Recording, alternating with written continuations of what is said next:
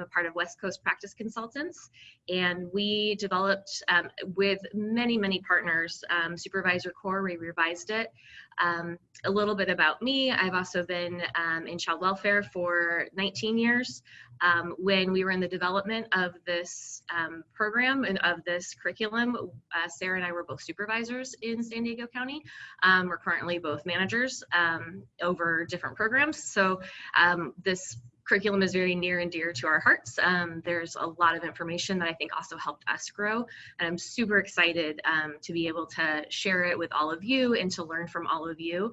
The last time we did an overview and a T4T, we got so much great knowledge from all of the participants, and I'm really excited to be able to do that again today. I'm going to turn it over to Sarah to introduce herself, and we're going to be, because of the social distancing, we're going to be kind of scooting chairs a little bit. It seemed to be the best way to make this work, so bear with us with our technology.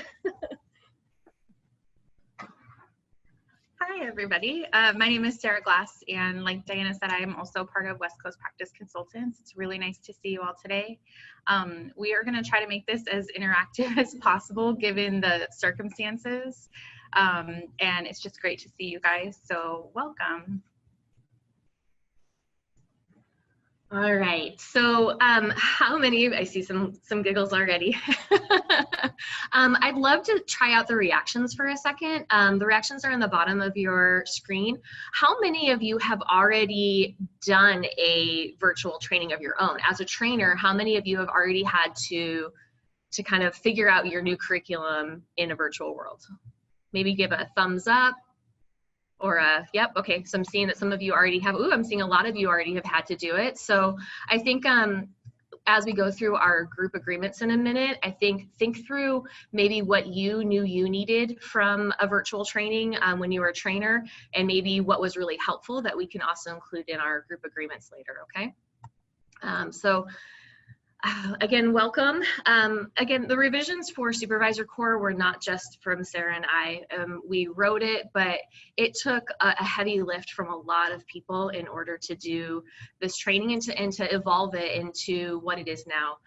We took some great pieces from all over the state, from all over different RTAs. We had CalSWEC's input, LA County DCSF, the university partners, multiple stakeholders in California, and multiple rounds of feedback in order to get it to where it is today. I'm really excited about the curriculum as it's rolling out. We've been hearing some great feedback from some of the participants already, and we really just want to spend the next 2 days with you, having you feel comfortable and confident in doing this training as well. So the first thing that we're going to do in this virtual world is do an opening circle, and that's the same thing that we would do in, and hold on real quick, because I want to make sure that Sarah can share her screen, because I think we still see the CalSWEC screen up there, so we'll get our slide going in a second.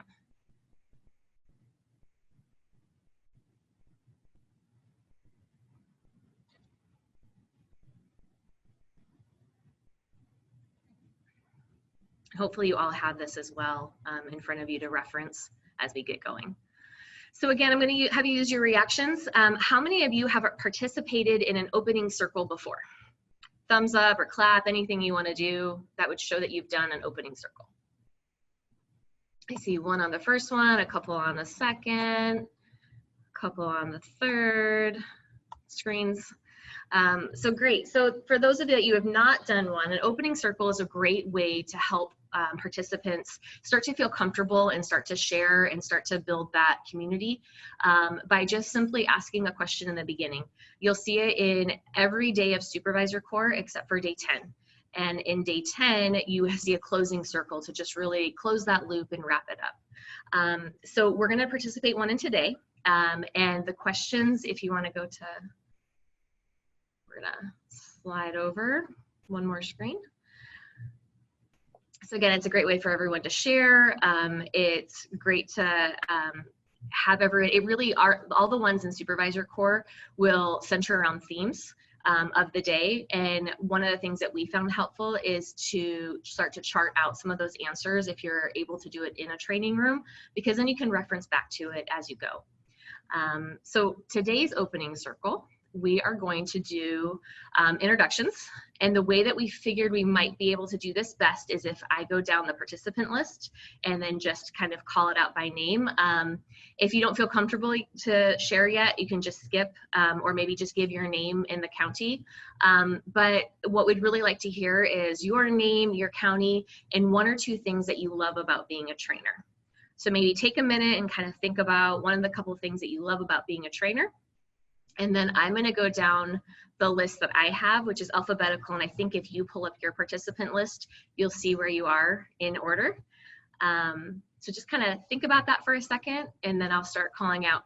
In a normal training environment, you would gather everybody into a circle, and then you would have them participate as you're going around.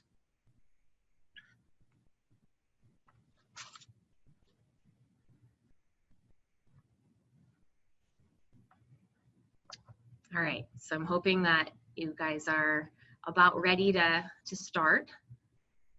So I'll go first. Again, Diana Schreckengast, I'm part of West Coast. And what I love about training is planting that seed. I love when suddenly minds start to open up and they start to see things a little differently or start to try on new skills and they get excited about it. It definitely fills my bucket as well. So if we want to go down the list, it looks like Allison would be first. Allison, there you go. Sure. Hi, I'm Allison Book. I'm with the Northern Academy, and I am glad to be here. I won't actually be teaching Soup Corps probably, but I felt like it was important for me to know the content, so I'm glad to be part of the next 2 days.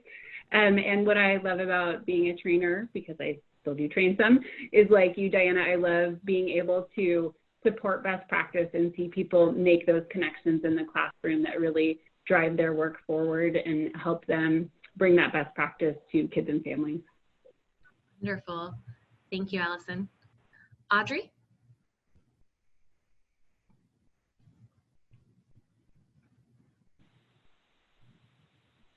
Good morning. I live in Riverside County, but I train throughout the state. I'm an independent contractor.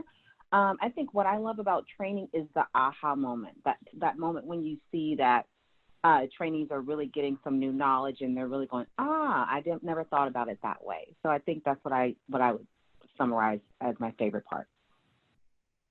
Wonderful. Thank you. David. Good morning. David Klassman. I'm with the Central Training Academy. The thing I've appreciated about training, being a trainer, is that after 32 years of having worked in child welfare and seen the, I think, evolution of practice to becoming what it is today, and really I think we're able to leverage a lot of really good work that's going around the state and the nation, and so it's just that opportunity to continue to be a part of that evolution and that growth. And retirement wasn't the end; it was just a transition to something new. Wonderful. Thank you. Welcome. Dion? Hi, good morning. Good morning. Dion Puckett, I'm with Northern Training Academy, and for me, I think what really moves me to be a trainer is similar to what you and Allison said, but not only just planting the seed, but I just love learning myself, and so I love being able to share knowledge with other people and to present another perspective that maybe they haven't seen something from, and hopefully they gain or expand their knowledge, and I just love to be a part of that. So, and I just want to say good morning to you and Sarah. It's so good to see you guys' faces. Great to see you too. All right, Elizabeth, do you want to introduce yourself? Emma?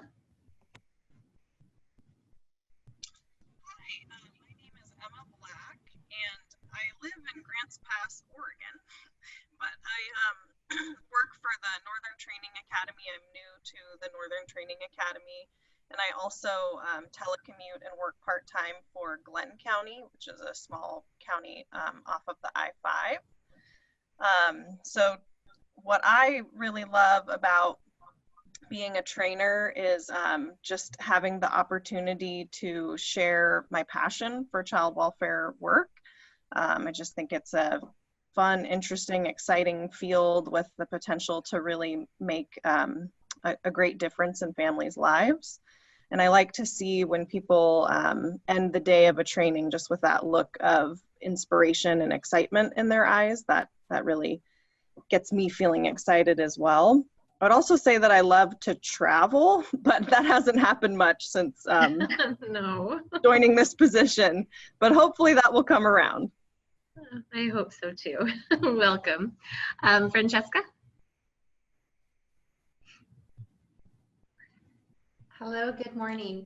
I worked in Los Angeles County for 28 years and then was in Santa Clara County for 3 years, and now I'm back in Los Angeles County and I'm with Northern, and so I'm really excited. And I think it was David that talked about transitioning. I've been actually training for many, many years and very happy to be back doing something that I really love. And I think part of the reason why I like training, and you put up a slide earlier, it said like to teach is to learn twice. I just think that in social welfare, social work, you have to continue reading and learning. And so you got that coupled with the aha moment that everybody has been talking about and teaching everybody. And I really like that. It actually excites me and makes me happy to train and see other people get excited about learning new things. Thank you. Wonderful. Thank you. John?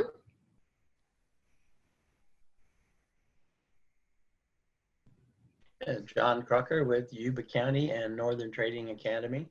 And everybody said almost everything, but part of what I like to do is paying it forward with all the experiences. Good to have them see it from a different eye, because we teach a lot of the new people, and also give them a different way to think about the work. And love doing it. Wonderful. Welcome. Is it Jolie?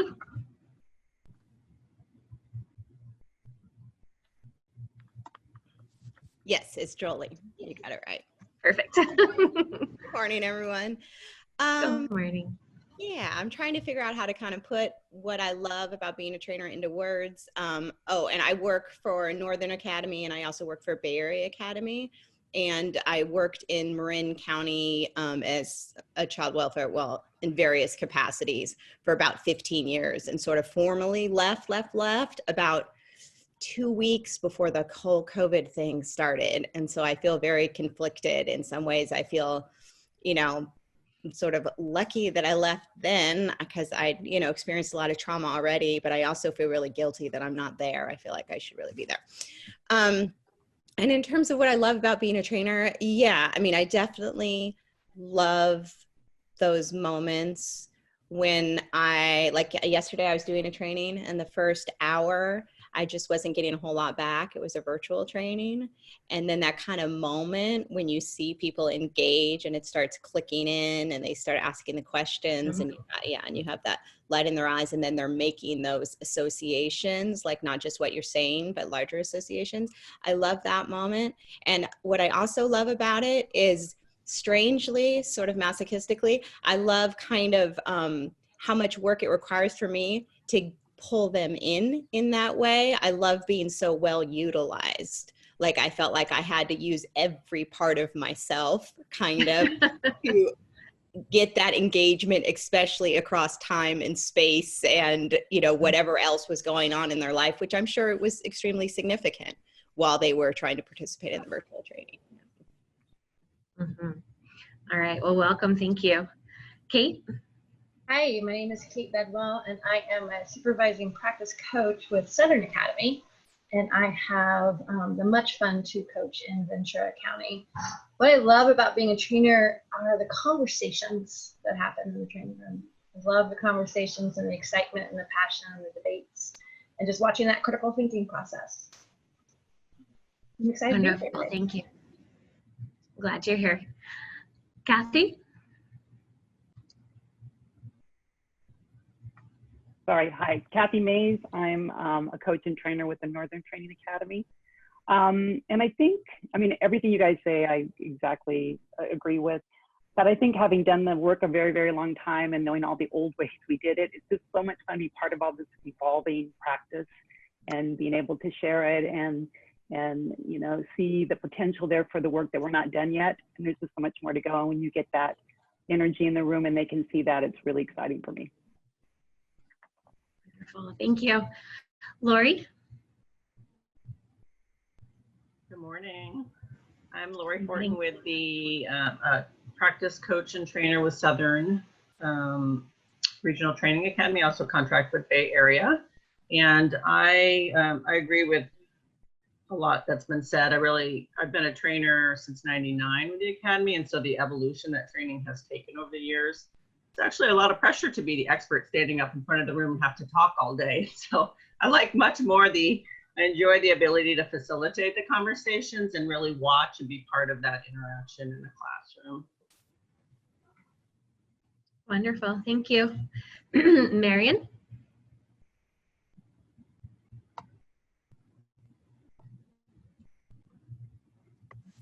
Good morning. Is Marion there? Oh, there we go. I'm sorry, I was like, I'm Marion Kubiak. I previously was with Sacramento County for 21 years. I'm currently over at Sac State in the social work department. I'm working with the 4E students there, and I had a class this morning, and so I'm learning Zoom as I've had to adjust and adapt my classroom style very quickly. What I love about being a trainer is what I get from the people. So continuously learning from whoever's in the group. And this has been said before, but creating a learning community, it's so important that the trust that gets built and the dynamics that happen in the group. There's a lot that comes with that, and I really enjoy that, as well as sharing my hope for families in this work. So that's what I would add. Wonderful. Thank you. Mary? Good morning, everybody. It's nice to see so many familiar faces. I'm Mary Taro. I work with the Northern Academy. I think very briefly, I would say a lot of the things that people have already said, I totally agree with. It's what draws me and keeps me there. I've tried to retire 3 times. So this is just one more extension of what took me to being a supervisor or a manager. It's that continuing learning opportunity from other people. So that's why I stay in the environment. Thank you. Wonderful. Thank you.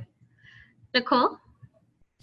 Hi, I'm Nicole Heason. I'm from the Southern Training Academy, and I am a supervising practice coach. And I think the thing similar to what a lot of people are saying is I like watching the inspiration grow in the classroom as people are connecting the learning that's going on to their purpose for serving families and children.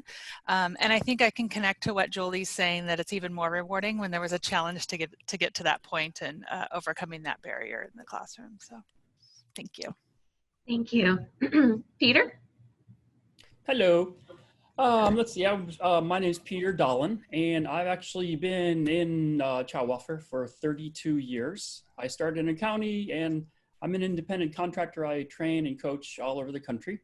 And I was thinking about, for me, training is actually very, very gratifying for me individually. It's all about my ego. No, it's actually about social justice and systems change. And I do that through training, through one-on-one relationships.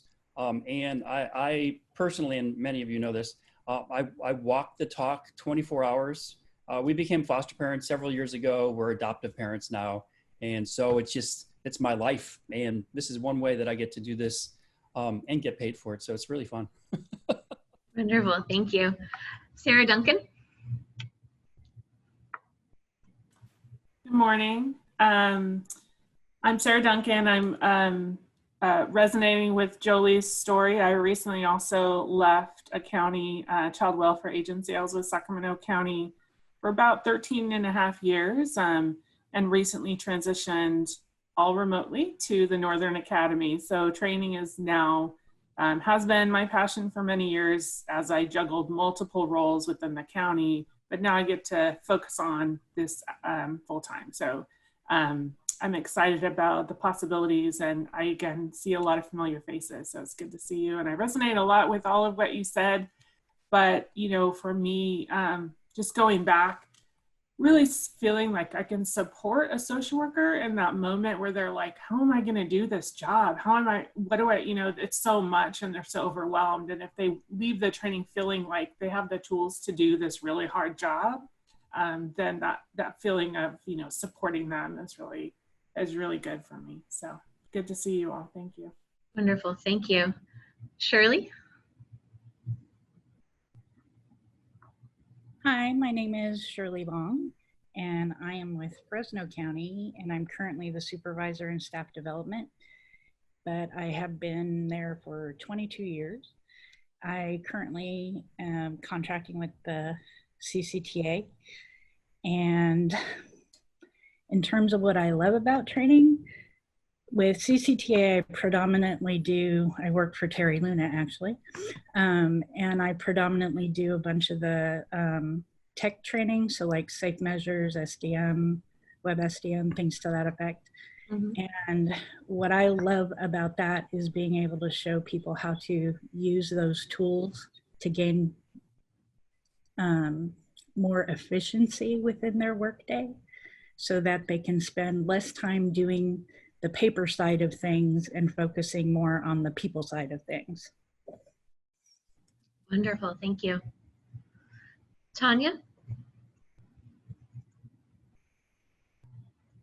Good morning. Tanya Musgrave. I work for DCFS, LA County, and I just transitioned over to the training team. And just like everyone else has said, what interested me was that transference of knowledge. Wonderful, thank you. Terry? Morning, everybody. I'm Terry Luna. I'm the CWS-CMS project coordinator at the Central California Training Academy. So my predominantly is the different kinds of data training. And I love to keep connected with staff, and it keeps me, being a trainer keeps me connected with the different counties and the staff, and particularly the new staff, and I can continue to support them in my role. So I just like that connection with new staff. Wonderful, thank you. Tim? Hi, I'm Tim Bussell with Los Angeles County RTA. I'm new as a trainer, so I'm not quite sure what it is I love about it yet, but I do love the learning, and I'm excited to find out. Wonderful, welcome. You have a wonderful group to learn from. That is all I have on my list, and I know people may have joined after I started the list, so is there anybody that I've missed that also would like to introduce themselves?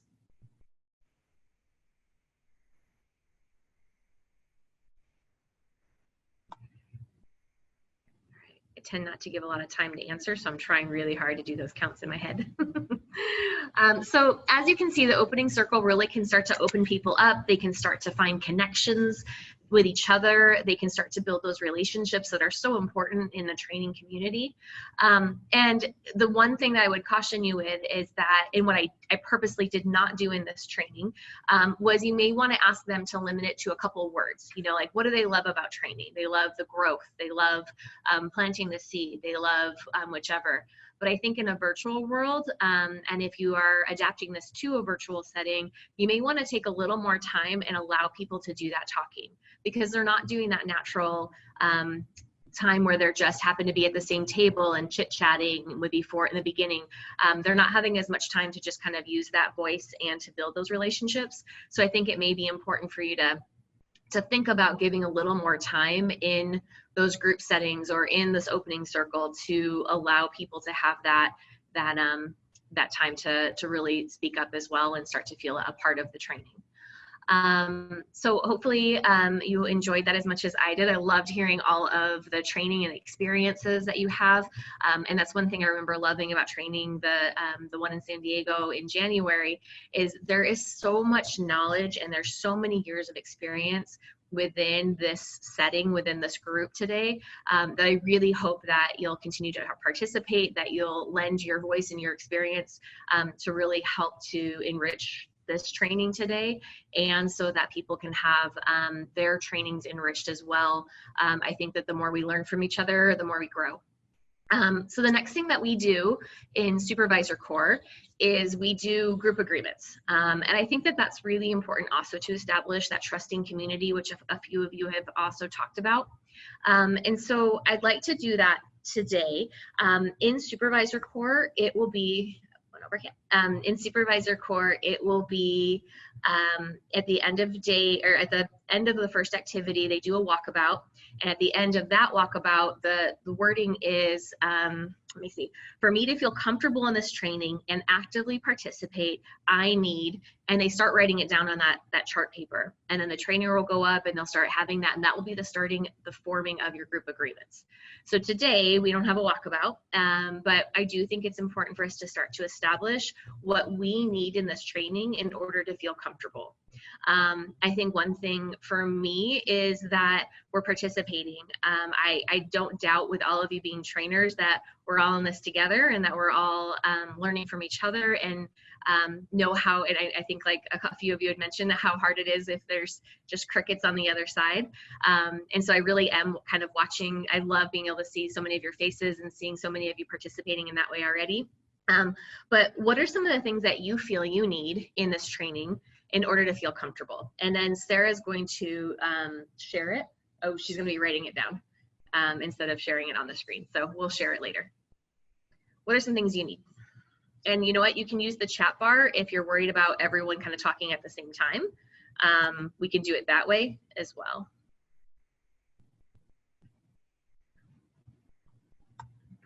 Breaks. So Audrey mentioned having some breaks.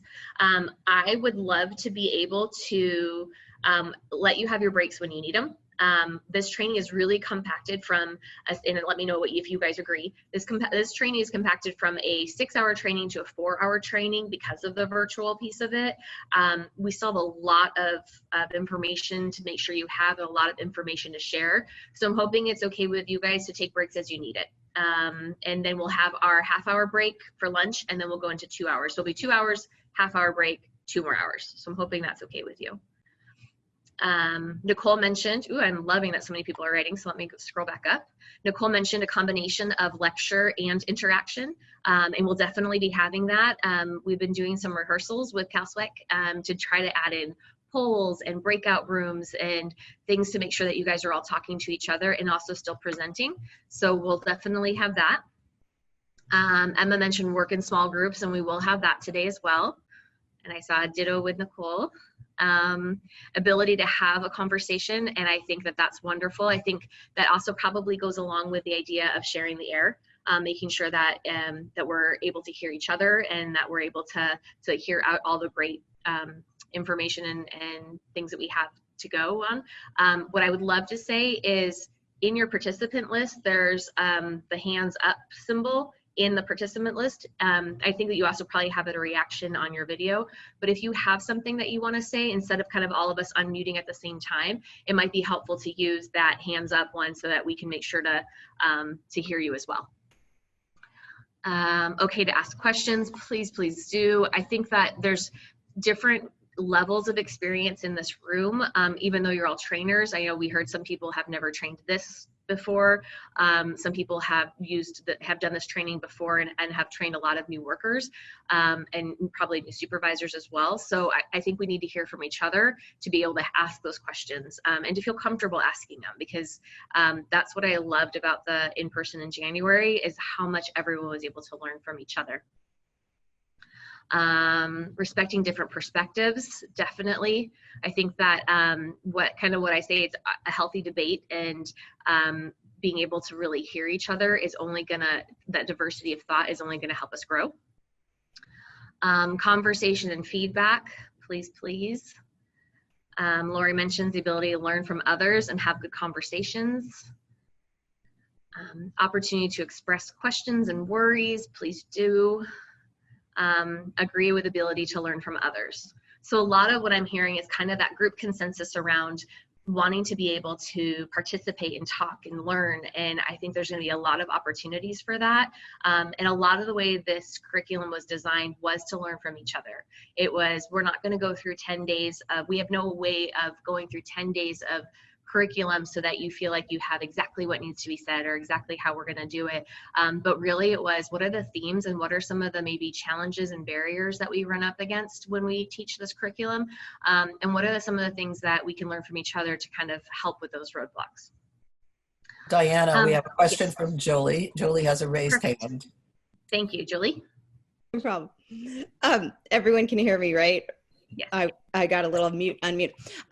Anyway, in terms of participation, one thing that I feel like in virtual trainings that's been really useful is that we don't, if possible, share the PowerPoint screen unless we're actually really meaningfully using the slides. Like when we were doing the initial circle, it's just nice if we don't have the PowerPoint, because then we can see each other much more easily and see each other's expressions and little grids bigger, so it feels a little more like a real conversation.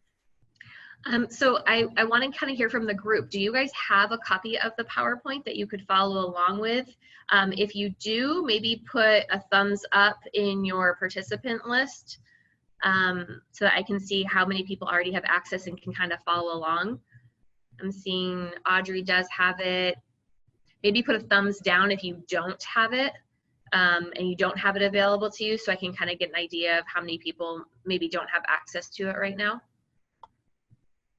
And my suggestion wasn't that we don't use the PowerPoint. It's just like, if we're just going to sit on a screen for a while you have a conversation, it's maybe then we pull it out for just that minute, because we can kind of hold that piece. Sure. So I'm seeing that most people, I'm seeing most people maybe don't know where that participant list is to be able to put them thumbs up or thumbs down. But I am seeing that the majority of the people who are responding do have it, and that maybe a couple do not have it.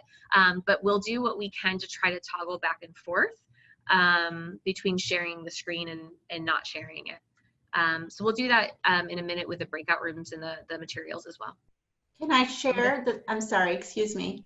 I don't know if you can see, Jolie, in the middle. There's a way for you to make the PowerPoint, the slide, smaller so that you can see everyone else's face.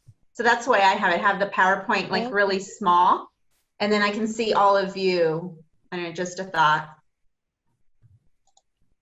Does that work for? Yeah, in order to do that, if you're on a computer, there's a little bar and you just drag it as far over as you want. And for me, if I have it where the PowerPoint's about that big, I can see all of the participants. Ooh, I'm gonna have to figure that out then too. Maybe at lunch. Does that work for people? I'm hoping. So what I'm doing is just kind of scrolling through my 3 bars and kind of seeing people nodding or not nodding. Wonderful, thank you. Some of the other things that I think might be important for us to mention in group agreements, I started writing some of them down. Definitely learning from each other. Kind of having grace with each other. I think that we're all in different environments. I don't know if other people are at home, have kids at home, have different things that might be going on. So I think just having that grace of like talking through anything that we're hearing in the background and just being okay with it. I think that it's reasonable, and I think that it's understandable in the environment that we're currently in. Building that trust, you know, kind of what we're doing here, and what if we're asking questions and kind of being vulnerable, that we're having that trust that there's no judgment, it's just all trying to learn from each other. I think that will be equally as important. I think those were the ones I was thinking about. I think too, and also just maybe selfishly, giving us a little grace as trainers. I think that you guys will all experience, if you have not done a virtual training, or it may be your first time doing a virtual training, there's going to be some bumps in the road, and there's going to be some pieces that we're not quite as sure about, or exactly how it's going to land, right? So I think anytime you're doing a new curriculum, and then when you're converting it over to virtual, some things might not land the way that you're expecting it to. So just having a little grace, definitely giving feedback, so that if we do another training, or if you all take it and then train others, that we can hear kind of what worked and what didn't work within that formative eval, or just even through conversations. Okay. Other group agreements that you would like to have on there?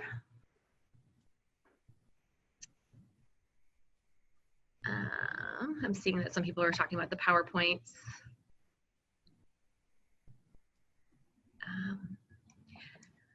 So what we'd like to do now is the gradients of agreement. Some of you may have already done this, and this is something that's wonderful within a training environment too, especially an in-person training environment, is how much we agree with the group agreements we just did. You know, sometimes people might be very quiet and they're thinking there is no way I'm agreeing to that agreement, but they don't say much about it. So in order to make sure we have a productive environment, sometimes just calling it out and having a group agreement or having a gradients of agreement discussion is good. So really, a lot of times people will just do this on their hand. They'll say, let me know. A 1 means that you don't support it, can't accept it, not gonna go there with it, I'm not okay with it, and they're really unhappy with it. If they're 5s, they probably had made every single one of the agreements or made all of the decisions themselves, and they love it, and there's nothing that they would change. Most people probably fall somewhere in between, in the middle, but as long as you're a 2 or above, it means that even if you don't completely agree with it, you're going to support it. And so what we'd like to do now is we have a poll set up, and we'd like you to participate in the poll with how much you agree with the group agreements as they are.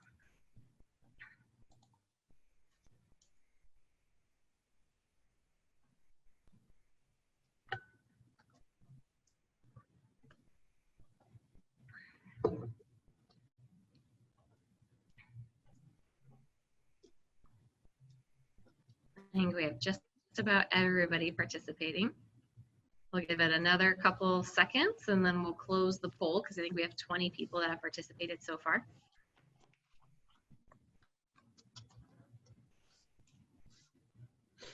Yeah, we're good.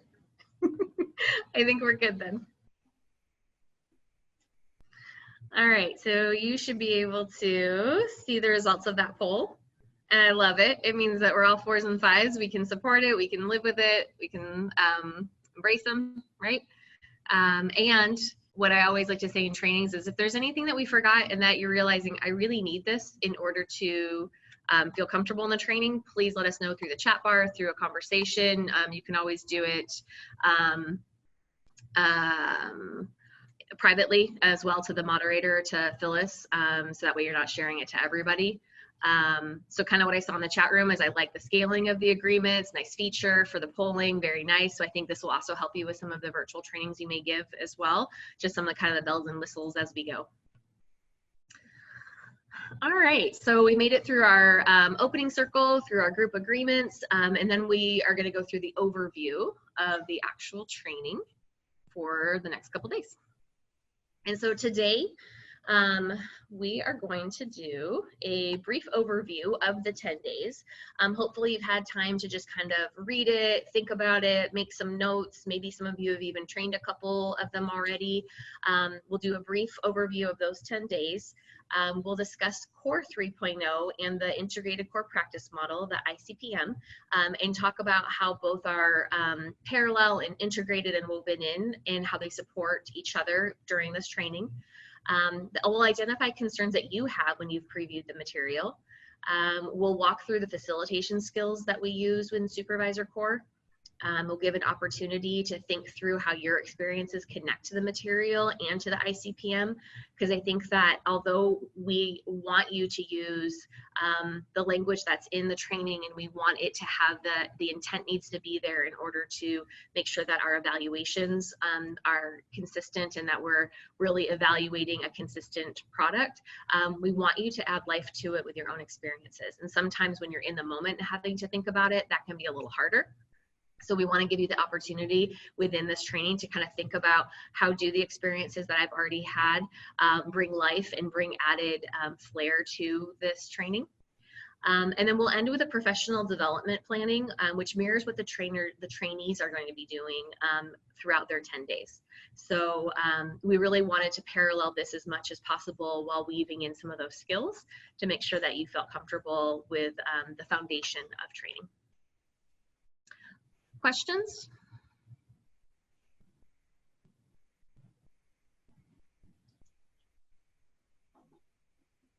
Okay, so I just, when reading through all the different trainer guides, it seems like it mentions yesterday at the almost the beginning of every, as if it's 10 days in a row.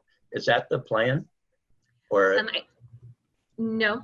So I know that different training academies do it differently. So the way that it was designed was in 2-day chunks, basically 2 days. So you may see that the yesterday part has to do with like day 2 or day 4 or day 6, but not necessarily days 3 or days 5. We're not expecting it to be 10 days in a row. I think LA does it and a little more accelerated. I know Southern does it every month, every other month. Northern, I'm not sure what your training way of doing it is, but I think it just needs to be adapted to what your training needs are and what the RTAs have decided and how they're implementing those days. Does that help?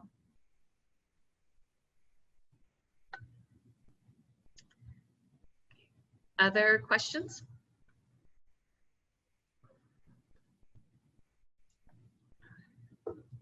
All right. So let's go through a little bit about the guides. So we're not going to spend much time on this because I think that's easy for you to get familiar with it as trainers, but you will have a trainer guide.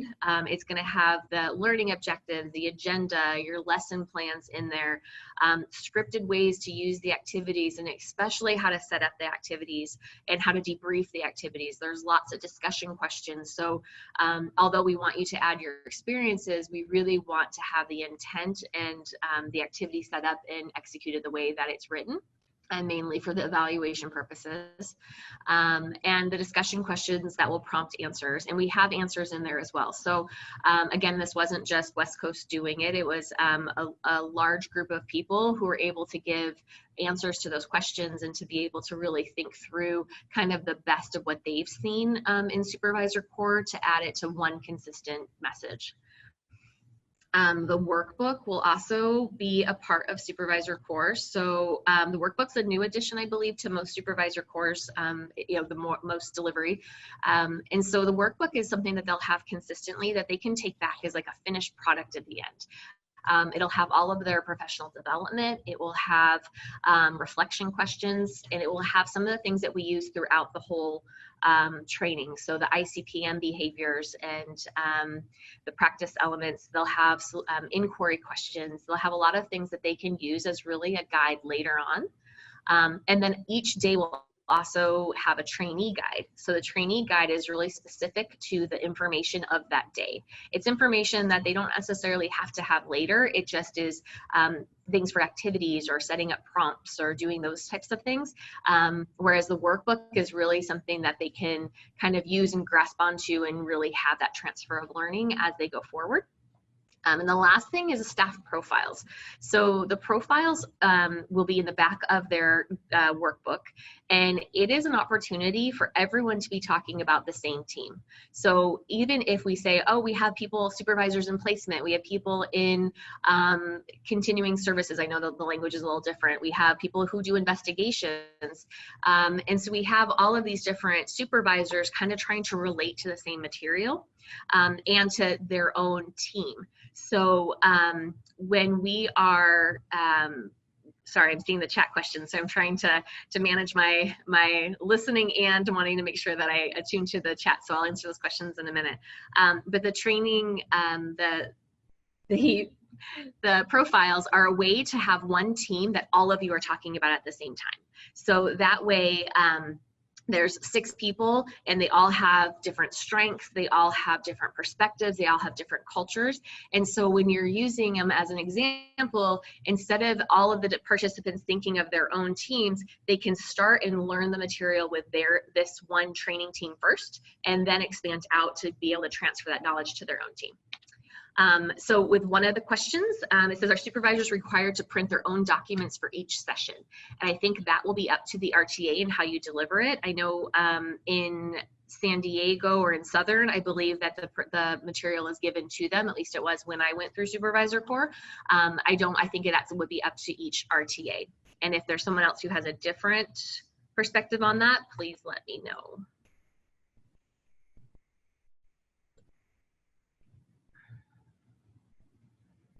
All right, so I know that I went through all of those materials quickly, but that's because that's not the biggest piece of it. It's just to kind of get you acquainted to what we have here. So the goals of Supervisor Core are really to transition a worker from a teammate to a leader, and that can be a really hard transition in child welfare. It's how do I now not just focus on the families and focus on the needs of the families, but now how do I do that and partner with workers in order to help them also partner with families? And so how do I lead and be using the social work skills? So they grow into their positions. How do they gain confidence, competence, and strengthen those leadership skills? So those were things that were really important as Supervisor Core was developed, was how do we strengthen those skills and how do we help them feel like they have the skills they need in order to do this job? We're going to get to your first activity in a second, but we wanted to kind of explain that the roadmap for all 10 days, I believe it's in the workbook for them, and I think it's in the trainer guides, but this is all 10 days in a snapshot. So sometimes you'll see that participants are saying, hey, we need to do this, or when are we going to talk about this? And you can guide them back to the roadmap to say, oh, we are going to talk about performance management, and that's in day 6. Or we're going to definitely talk about case consultations and how to best support your team, and that's going to come in day 8. And that way it will help them feel a little more comfortable that we may not get to everything they want to and front load everything in day 1, but we certainly will get there. The other thing that we have is the purpose. Just heard the doorbell, someone's trying to get back in. The purpose statements, and those will also help you. And those are on page 6 has the roadmap in your trainee guide, the one that you were given for today, and page 7 has the purpose statements of each day. And so what we're gonna do is we're gonna break you guys up into breakout rooms, and we're gonna have each of you focus on a 2-day section of the material. So one of the groups will have days 1 and 2, one will have 3 and 4, 5, 6, 7, 8, 9, 10. So of the 5 groups, each of you will be focused on a 2-day content. And you can use those, the curriculum that you have, you can use the roadmap that you have and the purpose statements to be able to then summarize all of it back to us as a group. And so what we would want you to answer, and this is why you'll need to try to share your screen with your group when you get into it, is just a brief overview of the topics. What are we covering in that 2-day experience? What training modalities are used in that 2-day experience? Are they small groups? Are there videos? Just to kind of get a feel so everyone can kind of remember and refresh from reading that material. And then one part that you're excited to train in there. One part that maybe really stood out to you when you were starting to prep for it and you're like, I cannot wait to train this part. I'm really excited to see how this goes.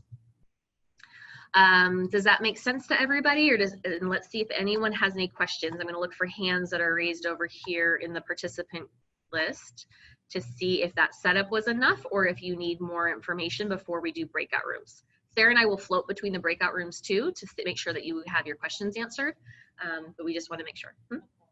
Okay, so Nicole? Yeah, I'm not sure if I missed a detail, but I know that you said that we want to share our screens. Are we typing this in a document or are we sharing the information from the trainer guides? Good question. The only reason you may want to share your screens is to have the questions up in order to be able to make sure that your group is answering the questions. One person can be the recorder and can report out, but you don't need to share screens after that. It's just a matter that your group has the questions available, because as soon as you go into a breakout room, you'll lose my screen. Perfect. Thank you. Others?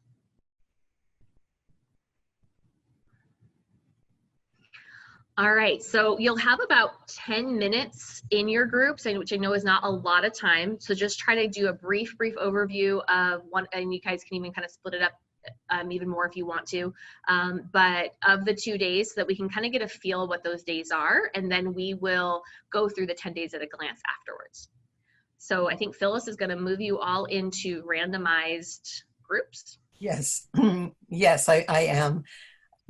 So here we go. And just remember that it'll take a minute for you to transition back into the main room, so don't panic and think you've lost your connection.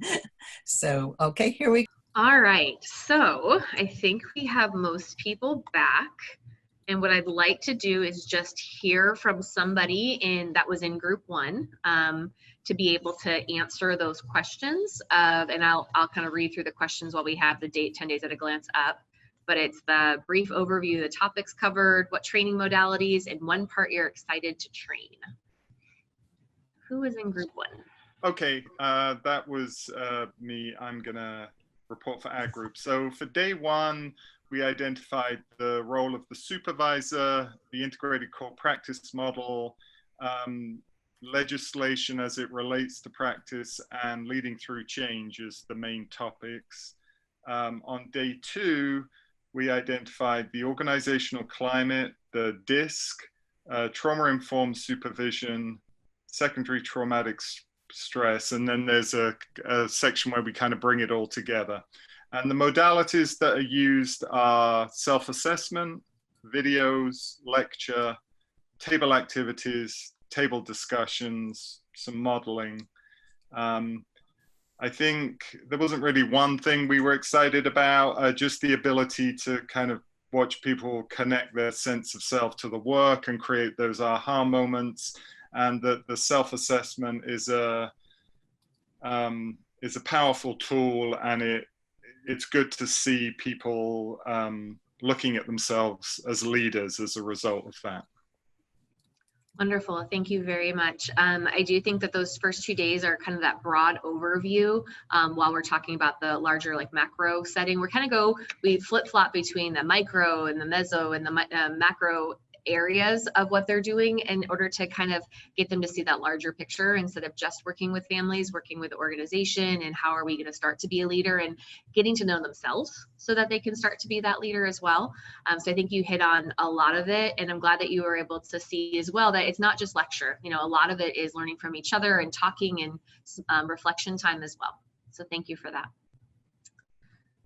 Group 2, which would have been days 3 and 4. Okay, I think I'm talking for our group. Day 3 and day 4. First of all, a confusing point, and this is a clarification. In our roadmap, it looks like day 3 is called supervision, styles, and communication, but it looks like in the material it's called something else with communication. So I don't think the roadmap are the days' names. It's just the themes of the day. Okay, that's a good great point. All right, so what we're looking at in day 3, which is supervisor styles and communication, we do a lot of topics on coaching models, on listening, on reflecting, on goal setting. The processes used are a lot of small group, looks like a lot of small group activities, small group discussion, reflection, and there's a couple of videos in there. On day 4, which is coaching, the topics are really the specific tools about how to do coaching, and also make sure we reflect and we review, hopefully review, ACEs. We do a lot of types of supervision, motivational interviewing. For some folks, it might be a sort of a dust off or a refresher of solution-focused inquiry, integrating cultural humility throughout. And the majority, there's a couple of videos throughout here, but the majority of the focus looks like it is on skills practice. And there's a lot of scenarios built up around some of these tools to use and to practice. I think part of what we were talking about as what excited us, especially when we were talking about the day 3, was the opportunity to actually see skills in practice, to provide direct feedback, to make sure that folks are actually trying something out and not just leaving it in their head, so that when they go back to the field, when they go back to their offices, they actually have some practice about what to say, what to do, etc. Also, a lot of modeling in that. The irony is that the way we would be providing feedback as a trainer is frequently as a coach, which are the specific skills taught in day 4. So did I catch that okay for the rest of my group partners? Okay. Wonderful, thank you. What I really love about day 3 is that it's about that quality supervision, and it's about getting to know, really walking through what quality supervision and what supervising one-on-one looks like, so that they have an idea that it's not just workload. I think a lot of times when they're going right to being a supervisor, they see it as a workload management, and how important the quality supervision talks about how important it is to engage your staff, to develop that relationship. And then on the other side of it, to really develop their develop them to make sure that you're also looking at their professional development and their self-care and their goals and how important all three of those pieces are. And then day 4 kind of enhances your skills and to be able to do that. And I really like that day 4 has evolved into that skill building as well with all of those different coaching pieces. So thank you very much for that second group. Days 5 and 6. Yes, so we looked at 5 and 6 and really talked about being able to draw the link between that direct practice and the macro approach or viewpoint, especially with the CQI piece. A lot of our direct line staff are focused on families specific or individual clients, and that supervisory role being connecting the dot to understanding how the work that people are doing in the field drives the numbers that direct the functions of our agencies and kind of what our purpose is and what our goals are to making sure that we're making improvements within the community. And then, sorry, what were the other 2 questions? What you're excited about and the modalities that are used. So the modalities are, there were table discussions that were breakout, quite a bit of lecture, and some data that was utilized to really look at, to connect those dots and draw the links and have an understanding of the CQI and the numbers. And we were excited about just being able to help people understand how they have a role in pivoting and really making sure that those dots are connected. And so that even the most furthest removed from the macro or the management piece still has a connection to it and an understanding as to what motivates and drives, you know, the work and their directives and has a little bit more purpose. And so just having that purpose was nice. And then Lori's going to talk about day 6. Day 6 was performance management and leveraging strengths. And what we really excited about this is that we can often focus on or equate performance with discipline, and that can be the focus. And this really was a nice balanced assessment of that it's not just about discipline, but it's how we're leveraging people's strengths and purpose and what excites them to help keep them driven and want to do good work. And if we take an appreciative inquiry kind of perspective on it, it's not always focusing on those that aren't doing well, but how are we focusing on those that are our top performers and what can we learn from them? So we were excited about that kind of balanced approach to performance, and the modalities used were just some small lecture, but more small group, large group discussion and some activities. Great. And thank you. So what I love is that the curriculum really starts to build on itself. So if we're looking at day 1 and 2, kind of knowing who they are, day 3, knowing who their team is and understanding how to develop those relationships with their team, day 4, talking about those coaching skills to be able to do all of that. And then we start to look at the bigger picture and how the work we do, what we do matters to the larger organization and to the community. And then how, like you said, Lori, is that it's not just a discipline, but with performance management, it's that spectrum. And kind of like I always hear Mark Miller in my head saying, it's how are we bringing out the best in our people? How are we getting how are we leveraging their strengths and bringing out the best in them? Not just the discipline piece. So what's going on with them, which you can have in that engagement in day 3 for that quality supervision, what's going on in their life that may be getting in the way of what they're doing, and how do we leverage their strengths in order to really bring out the best of them and honor the people who are already doing well and hold accountability. So I think this is the day 6 is one that I think a lot of supervisors really look forward to. It's one of those things that they really want to be able to hold on to something and have tangible. So I'm excited about the way it kind of builds in their skills before they get there. All right, days 7 and 8.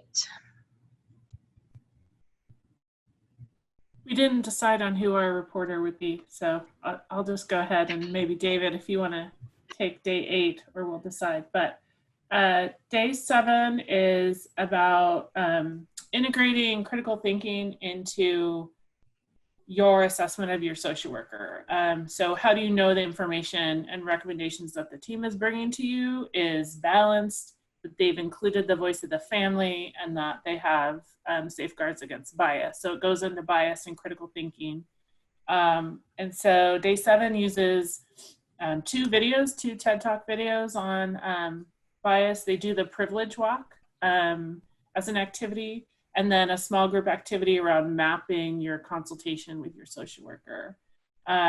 So we as trainers are excited to train this because it demonstrates parallel process with families, that how did the social worker helping them understand how to slow it down with families and really ask these critical questions.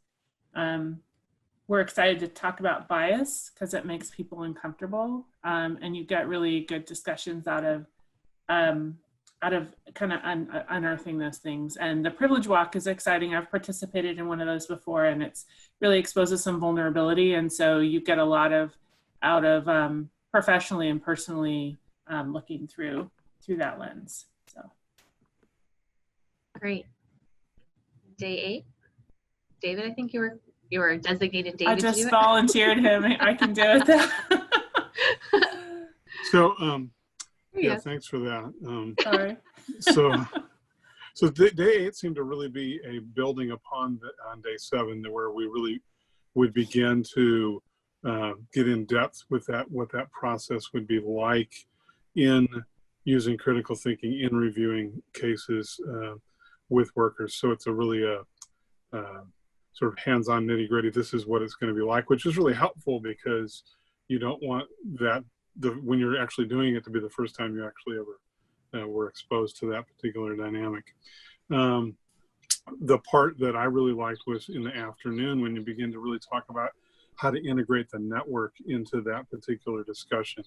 It's challenging enough to move beyond just the social worker being the one thinking and deciding and evaluating to adding the parents, but you really want to also broaden to the whole network. So it's really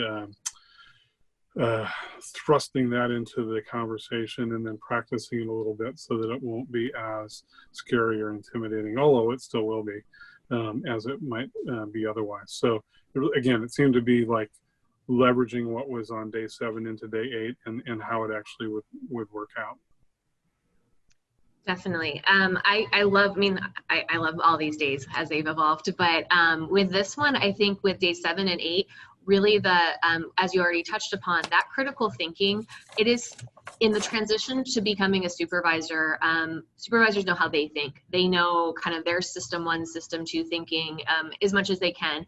And then having to also make decisions through other workers and other workers' lenses can be really difficult. So knowing that they can help instill and build that critical thinking piece and feeling like they have a guide to walk through being able to think critically and feel a little more assured that they're getting out a balanced assessment and a balanced consultation, I think is really going to help ease their minds when they're in the field consulting for a worker, right, with a worker.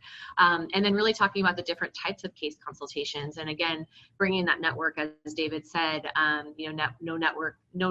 no network, no safety is kind of the idea around it, and how do we build upon that so that we're guiding the workers appropriately and having everyone's voice in there. We talk a lot about system 1, system 2 thinking, and throughout most of the days we talk about it. We kind of allude to it in the first couple of days, and then we really call it out in these ones.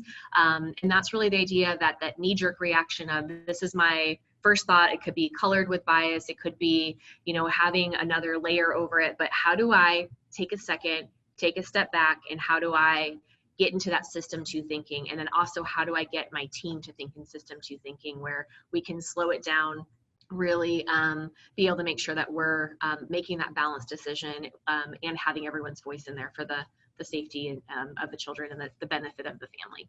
So I think that those 2 days really hit on that. And then Days 9 and 10, who is going to present for that? Before we do that, I had a question about Day 7, specifically about Day 7. I'm curious about the privilege walk, and for people who've done the privilege walk in this context, just kind of how it lands and how it's processed afterwards. Just briefly, when I teach core, I've been doing the privilege walk, and I've been getting a lot of pushback against the privilege walk recently, and kind of a move more towards like buying privilege, which is another kind of model too. So I don't know. I was just curious how it is in this class. And I don't want to stop the discussion, but we have a whole section of the day tomorrow carved out to just talk about the privilege walk and the setup and the debriefing of, because it can be such a contentious one, or it can be very sensitive, right? So the one in January, we had a really rich discussion on day 2 about what people have seen, what pitfalls they've gotten into. So I don't want to limit the discussion, but we have a whole part of it saved for tomorrow. Yeah, totally. Forgot to mention. Okay. Okay. Thank you. Did anybody else have any comments or questions on these days before we move on to 9 and 10? I just wanted to highlight the SDM case consultation tool and the questions that are presented. I hadn't seen that before, and I'm really excited about that because it really highlights how we're using it, and it's not just an afterthought, a checkbox, and that highlights the importance of the supervisor review and approval of those tools.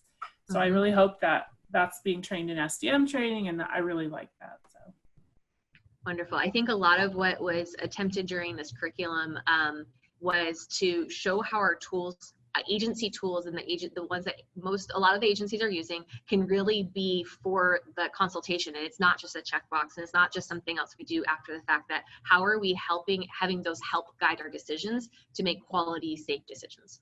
So I'm glad that you picked that up as well. All right, days 9 and 10.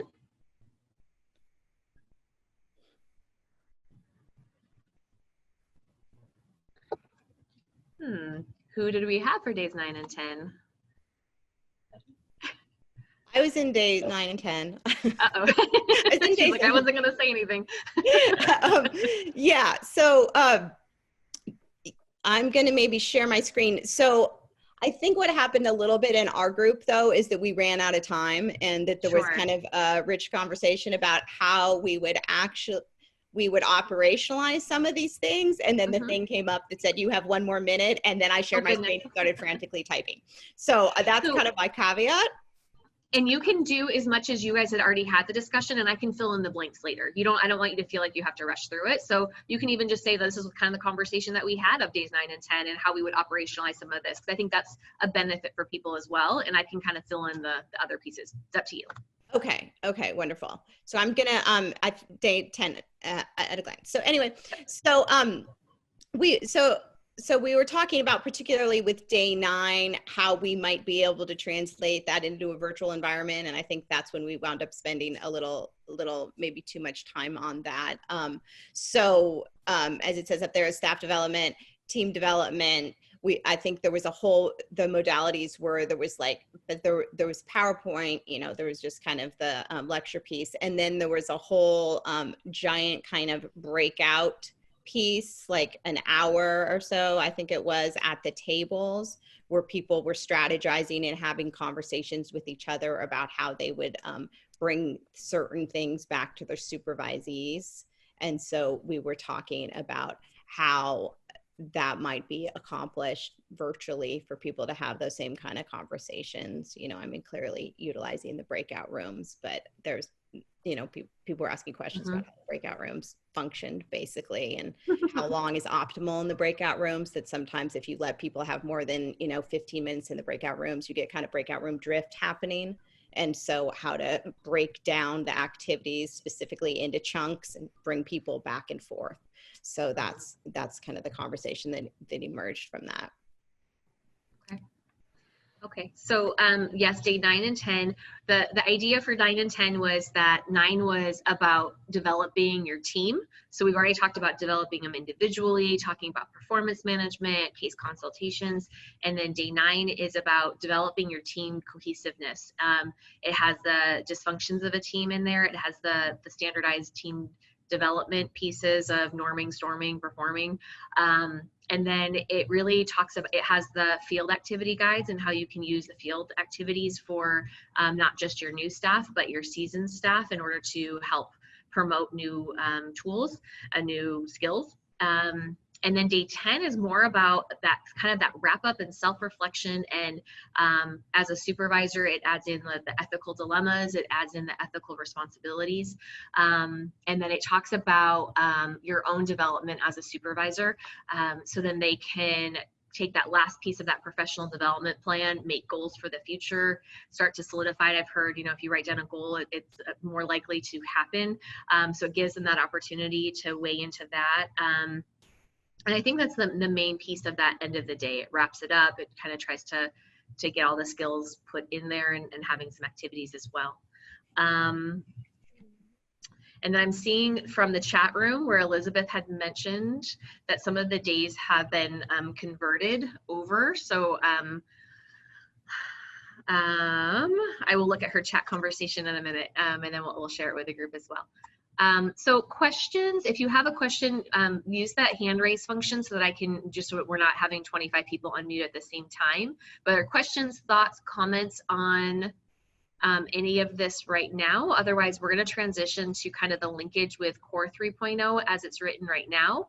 And then we'll see how much more time we have before our 11 o'clock break, and we'll fill in the gaps after. So I'm starting to look at the participant list to see if there's any questions or comments that anyone wants to add, or anything that people were excited about that they heard.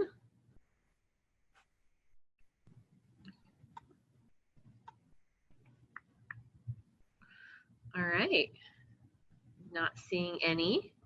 And again, I'm one of those, my pitfall as a trainer is not to give enough time, so I'm trying to stop myself. But then I am going to turn it over to Sarah. So our names are gonna switch because I'm just gonna give her access and move on over to her screen.